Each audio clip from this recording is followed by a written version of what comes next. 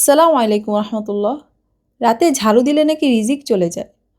অনেকেই বলেন সূর্য ডুবে যাওয়ার পর ঘর ঝাড়ু দেওয়া হারাম। আবার কেউ বলেন এতে ঘরে বরকত থাকে না। কিন্তু প্রশ্ন হলো, এই কথার কোনো প্রমাণ কি কোরআন বা সহিহ হাদিসে আছে, নাকি এটি শুধু লোকমুখে প্রচলিত একটি ধারণা? আজকের ভিডিওতে আমরা সেটাই জানব।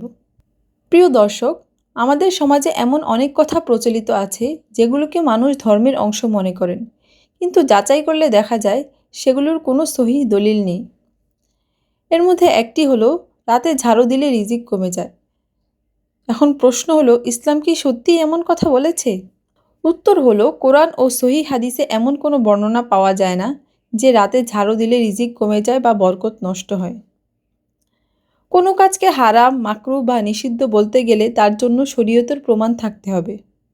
রাতে ঝাড়ু দেওয়ার ব্যাপারে এমন কোনো সহিহ দলিল নেই, বরং ইসলামের শিক্ষা হলো পরিচ্ছন্নতা ঈমানের গুরুত্বপূর্ণ অংশ।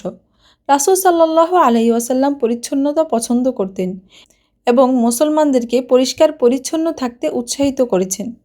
তাই যদি রাতে ঘর নোংরা হয়ে যায় তাহলে পরিষ্কার করা বৈধ, এতে কোনো গুনাহ নেই। তবে একটি বিষয় মনে রাখতে হবে, অনেকেই বলেন আগের যুগের মানুষ রাতে ঘর ঝাড়ু দেওয়া পছন্দ করতো না।